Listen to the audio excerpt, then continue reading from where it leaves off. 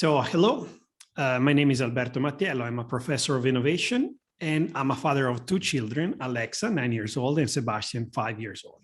So that's why it's a super great honor to host this interview with one of the best teachers in Silicon Valley. And on the other hand, she's also a super mom of a super family.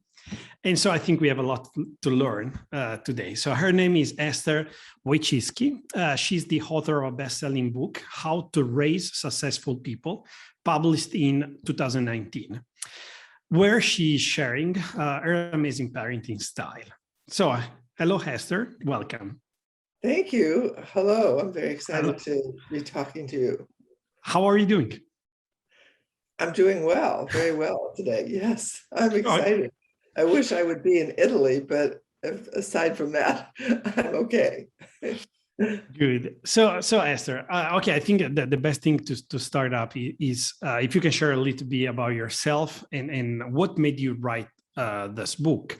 And I think it's relevant to explain something about your job, and on the other side, what kind of family you have raised, and so the career of your amazing daughters. Okay.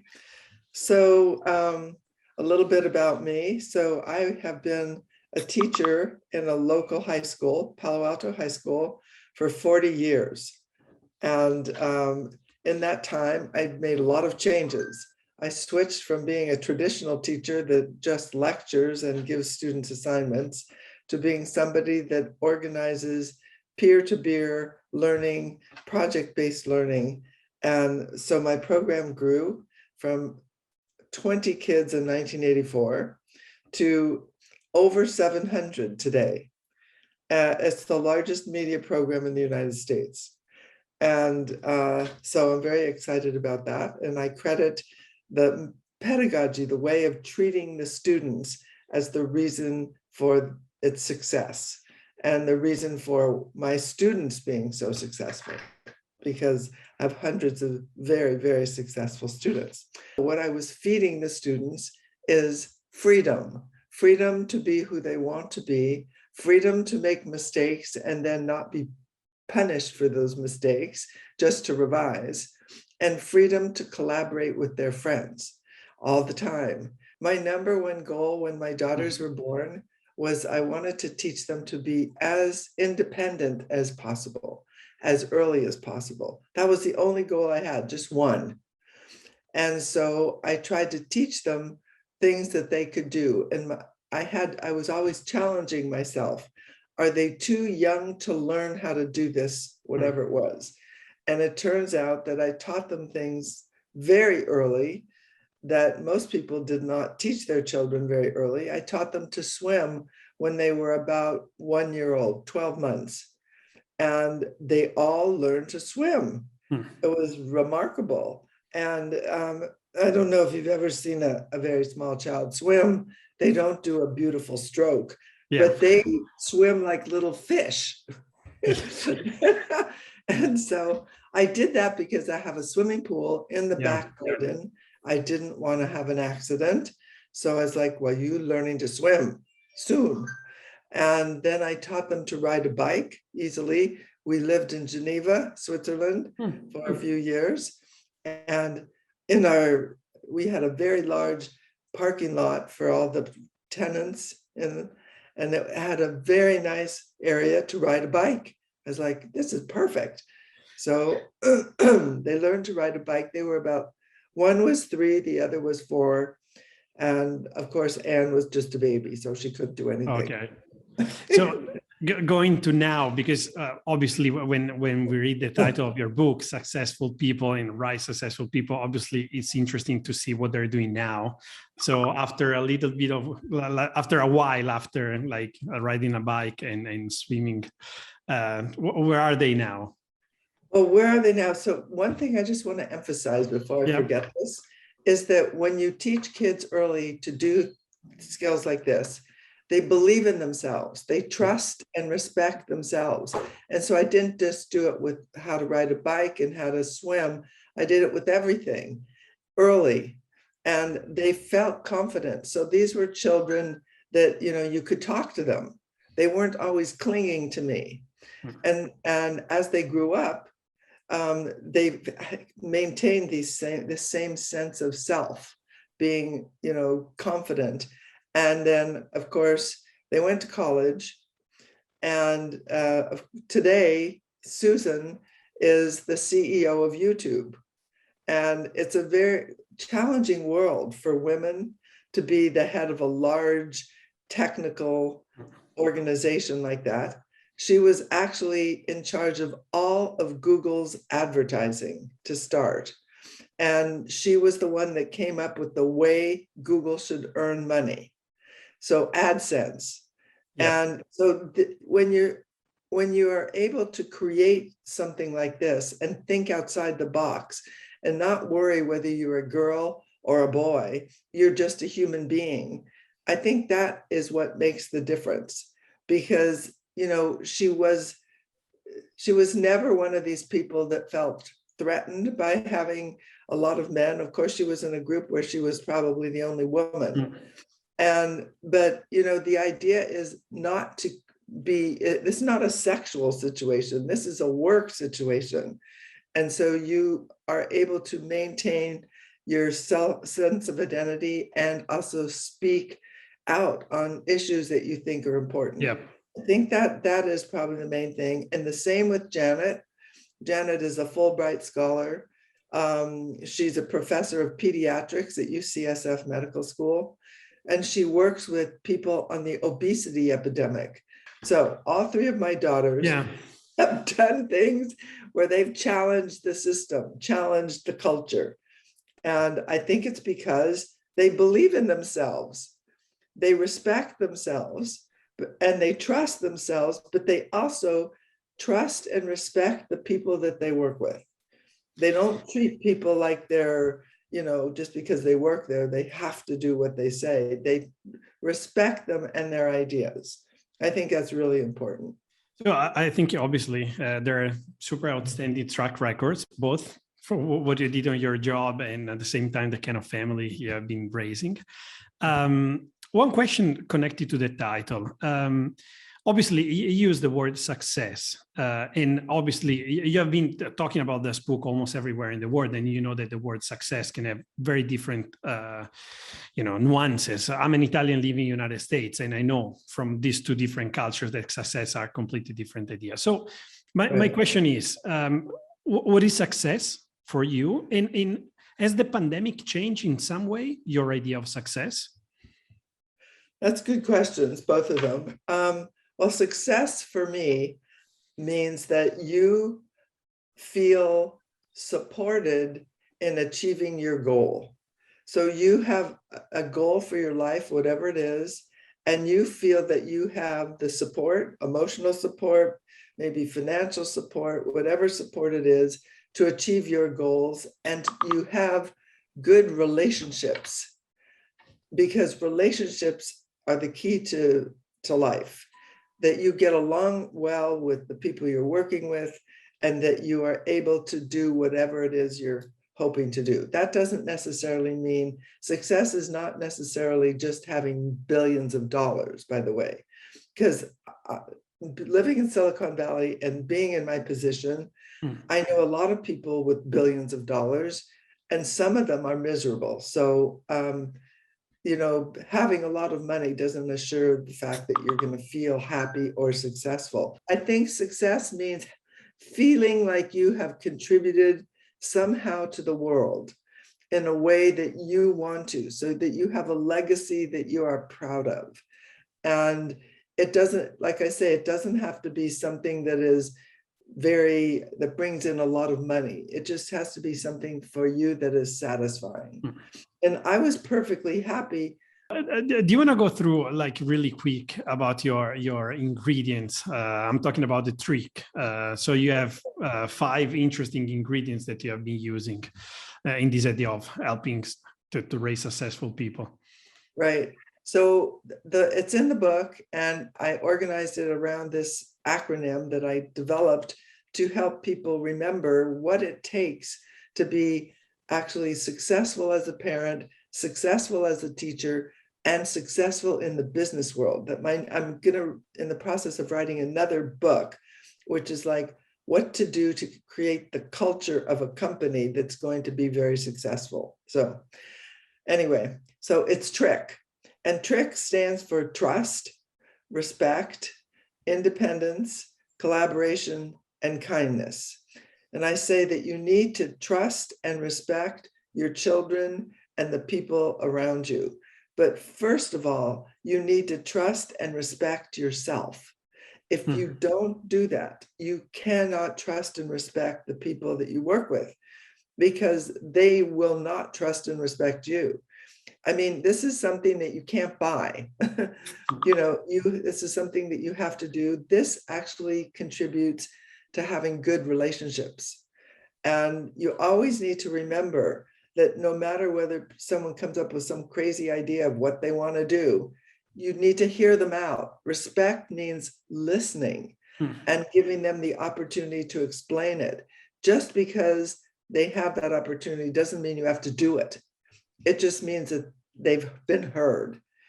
And then, so you give them a lot of independence all the time to do things. You collaborate with them and treat them with kindness. And this is what I did with my children.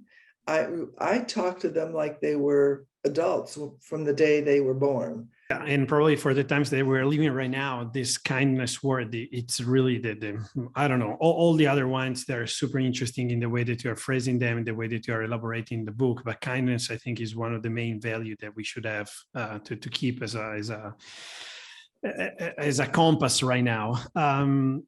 That's right, especially because when you're kind to someone, they feel so much better. You, the giver, also feels better. No, it's a super great key for open relationship and to have like a great and profitable relationship. Right. So Esther, you're mentioning a fact that you're holding probably the largest journalist program in America. So let me ask you something as a mentor for a young journalist. What is the right question I should ask? So what is the question that you think is very relevant, but you rarely get it asked? I think you've asked, really good questions, but I think you're doing a really good interview. So thank you very much. But I think the question is, what can parents do now? So you hear what I'm talking about. So like, can you apply it? Well, what is going to make it so that it actually works? And that's a good question. I'd be happy to answer my own question. Can you answer to your own beautiful questions, amazing questions? I'm super curious. So in the pandemic, what I did was I retired after 40 years of teaching in June of 2020, because I said, this is not just the flu, and it is going to impact the world. And I do not want to be fighting in the school system. So I thought I donated 40 years of my life. Now I'm going to do something else. So I started a company with my former students. And the goal of the company is to recreate the culture and experience of what went on in my classes. And so it's called TRACT, TRACT.app.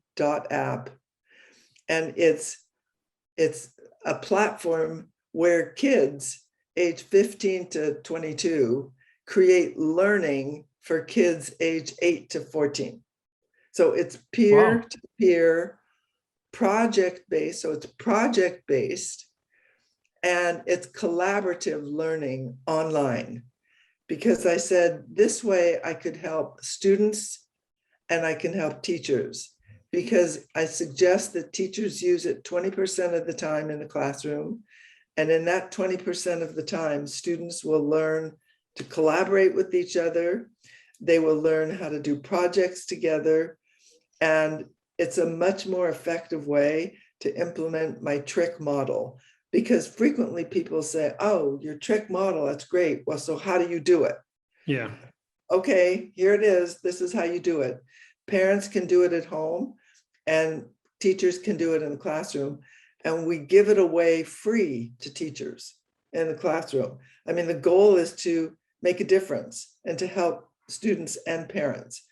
And so it's gamified. So kids do these projects together, then they post their projects online, then they get points for doing that, and they can use the points to buy things. They can buy t-shirts, or they can buy candy, they can buy all sorts of things. But the number one things they can buy, and the kids came up with this idea, are related to the UN Sustainable Goals. They can buy food for another child. They can plant trees. They can clean up the ocean side. They can join the Malala Fund. So, and the kids that first started the original group, they're the ones that came up with this. We want to help the world be a better place. This is little kids. So let me tell you, I am very impressed that they came up with this idea. This is, again, listening to kids, respecting their ideas, giving them this opportunity to talk. Esther, moving to a big part of the people that are listening to us now, they are connected to the business world, entrepreneurs or managers. So I have a couple of questions connected to this. So the big one, the general one, is how can we apply the trick model there? And if I got it right, you're writing a book about this now. So I think you have like fresh insights that maybe you want to share. Yeah, so I think it's really important, more important than the idea of the product that you're going to offer, and more important than the service you're going to do if you're starting a company. The most important thing of all is how you treat your employees. And 80% of all startups die. And so, of course, all the investors, they want to invest in the 20% that survive, right? And the question, if you go back and look at Harvard Business School and Stanford, and why did they die? What happened? The number one cause is failure of people to work together effectively. A lot of fighting, a lot of people, trying to take over, insulting each other, all kinds of intrigues. So that's what I'm trying to say, is that the culture of the company is the key to your success. And most of these companies have good ideas, but they have a terrible time implementing. And so that is what Trick can do. You need to remember that as a leader, your number one thing that you are doing in the 21st century is bringing out the best in the people that work with you and around you. So you are a leader that empowers. And so that's what Trick does. You are trusting yourself, but you trust them and respect their ideas. And if you look at any business book, anywhere, they all tell you that you should be creating a culture of trust and respect. They just don't put it in those words. So let me ask you something. I would like to ask you something when you try to mix these two different words, the business one, so companies, and schools.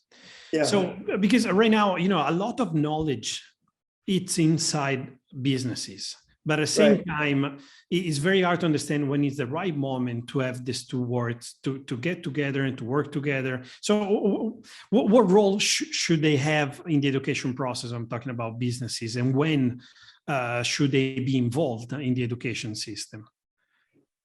So let's just put it this way. When you graduate from high school or graduate from college, your body has aged, but the way that you learn is still the same.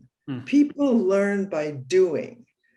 They don't learn theoretically. You don't read a book about actually, you try reading a book about what it takes to do Adobe Creative Suite. You have to do it. You cannot just read a book about it. And a lot of school is theoretical, and then people learn what it's about, but they don't learn how to do it. So in the business world, you have the same people, but their bodies are older. So just because you have an older body doesn't mean you can be lectured to for a long period of time. You still have to learn by doing. And what happens with older people, 30 and above, is they're afraid to admit they don't know anything. They're afraid to admit they make a mistake. So then it makes it much harder for them to learn. So if businesses would realize that that is the way you learn, by doing, by working in groups, by asking questions, sometimes repeatedly asking the same question, I think then it would be more effective for them. Their professional development would work more effectively. Yeah. But that's what they need to know. They need to know that doing it, projects are more effective than lecture. And right now, the reason they're doing lecture is because the whole world is stuck in the lecture model. You know, they forgot that we've got a technical world now. The lecture model was developed in 1898 with a committee of 10 that were like, these are the 10 subjects, and you're going to sit there, be lectured to, read a book, and then write about it. That's the way education happened. And it needs to change. So we're getting to the end of this interview. I have a couple of more questions, and then we can let you free, Esther. So you didn't raise just 3 role models of success. You raised 3 brilliant women. So this is the question. I think it's very empowering, but how can we accelerate the cultural change and foster a greater gender equality world? There's a lot of debate connected to this, and maybe you have some interesting insights to share. Oh, of course, yes, I did. The cultural and the sexual revolution, the women, it's again a cultural shift, very big cultural shift, because the traditional role of the woman, if you read my book, you'll see I was brought up to be just a mother. That the traditional role of the woman is just to be a mother, take care of the family, have a lot of kids. And this has been a very big shift in my lifetime. And it's not over. And so what you want to do, you have to start early with little girls, because, or even little boys, both of them, because by the time they're 5 years old, they already have a sense of sexual identity. If you come to visit a baby or a young kid, and for a girl, you're always saying, oh, how cute, how beautiful, you know, all the boys are going to love her. And then for a boy, you say how smart, how capable. So, you know, right away, they're growing up with this sense of, this is what I should be since I'm a girl or a boy or whatever. And my idea would be that they can both be cute, they can both be smart, they can both be able to run and jump and do whatever. So try not to make your comments to small children just based on, you know, traditional sexual roles. I think the goal for young women is that you can be and do whatever you want to do. You should not be constrained by sexual preferences and so forth. And I guess I must have said that over and over again to my daughters, because that worked.